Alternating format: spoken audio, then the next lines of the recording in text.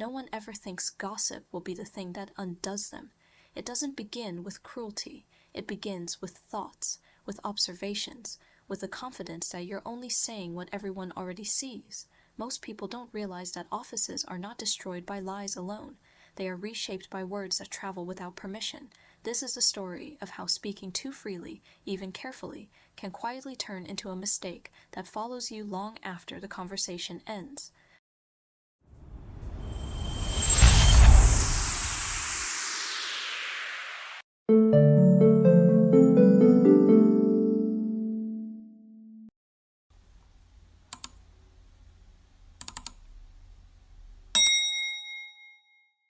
Eliana didn't walk into the company uncertain or desperate.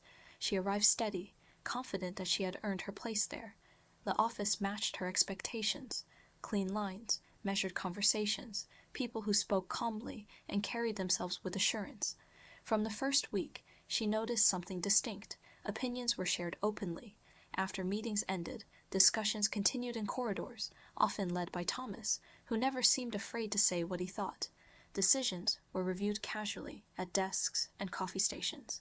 Leadership styles were debated without tension, sometimes with Claire quietly listening nearby, rarely adding her own opinion.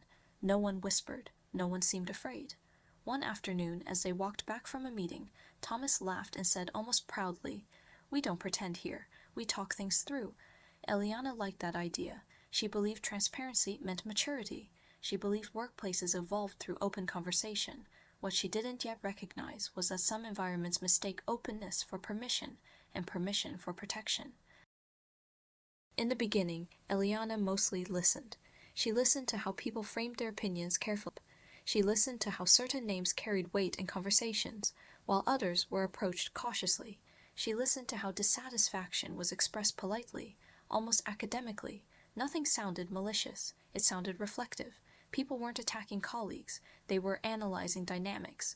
They were noticing patterns. Eliana found herself agreeing silently, especially when Thomas spoke confidently about decisions that could have been handled better. Over time, people began to include her more directly. "What do you think, Eliana?" Thomas would ask. "Have you noticed that too?" Claire asked once, quietly. At first, Eliana hesitated, but the environment felt safe. Everyone else was participating. When she finally spoke, she chose her words carefully, calm, neutral, balanced. It felt reasonable. She didn't realize that the moment you answer such questions, you step out of observation and into involvement. The first time Eliana shared her perspective, it didn't feel risky. She wasn't criticizing anyone directly. She wasn't emotional. She wasn't dramatic. She simply connected a few dots. She spoke from what she believed was distance, an aerial view, free from bias. Thomas nodded immediately. "Exactly," he said. Someone else murmured agreement. The room seemed receptive. That reaction reassured her. She assumed her contribution had been useful, even appreciated. Later that day, Claire smiled at her and said, "You explained that well." What Eliana didn't realize was that offices rarely remember intention.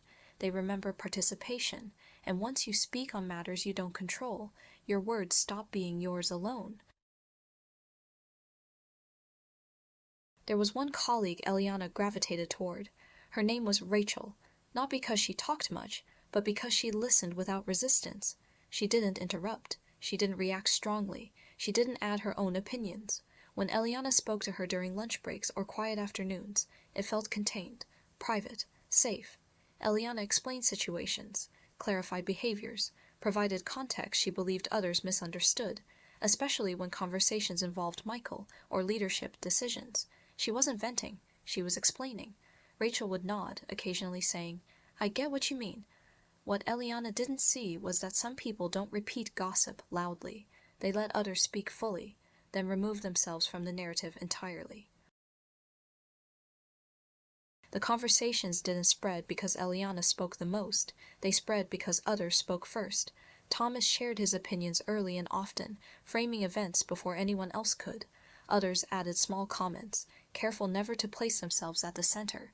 They offered conclusions without attaching themselves to the discussion. Their involvement disappeared. When Eliana's words surfaced, they stood alone, separated from context, tone, and sequence. What had been thoughtful commentary became a finished judgment, and once your words move ahead of you, they don't wait for explanation. Eliana sensed the shift before anyone addressed it. Conversations felt different, responses shorter, smiles more careful. She tried to clarify when discussions felt off. She explained how certain conversations had begun. She mentioned that Thomas had raised the topic first. She added context where she thought it was missing, but clarification rarely softens a settled narrative. Once your name is attached to a story, defending yourself only highlights your presence in it. Eliana didn't yet understand that silence earlier would have guarded her far more effectively than truth offered too late. Eventually, someone said it plainly. It was Claire, quietly, without accusation. "You tend to speak on things that don't concern you." The words weren't harsh. They weren't raised. That calm delivery made them harder to dismiss. For the first time, Eliana saw the situation clearly. She hadn't meant harm, but she had stepped into conversations that didn't require her voice. And in offices, involvement carries weight, regardless of intention. Eliana didn't lose her role suddenly. What faded first was trust. Support became conditional.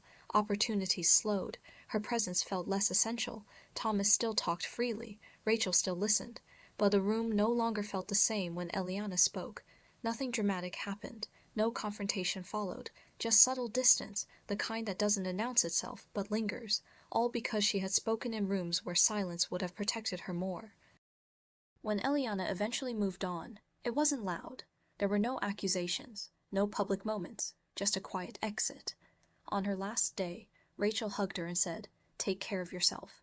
And with distance came clarity. Eliana understood then that damaging gossip doesn't always sound cruel. Sometimes it sounds intelligent, measured, even fair, until it settles on you.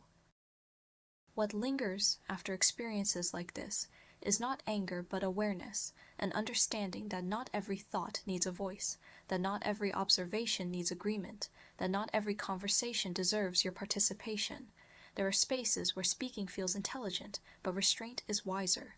There are moments where silence preserves more than explanation ever could, and there is a quiet strength in minding your business, not out of fear but out of foresight, because words once released don't travel with your intentions attached, and sometimes the most powerful thing you can do for your future is simply keep your voice out of rooms that don't need it. Avoid office gossip, not because you lack opinions, but because your peace, your credibility, and your future deserve discretion.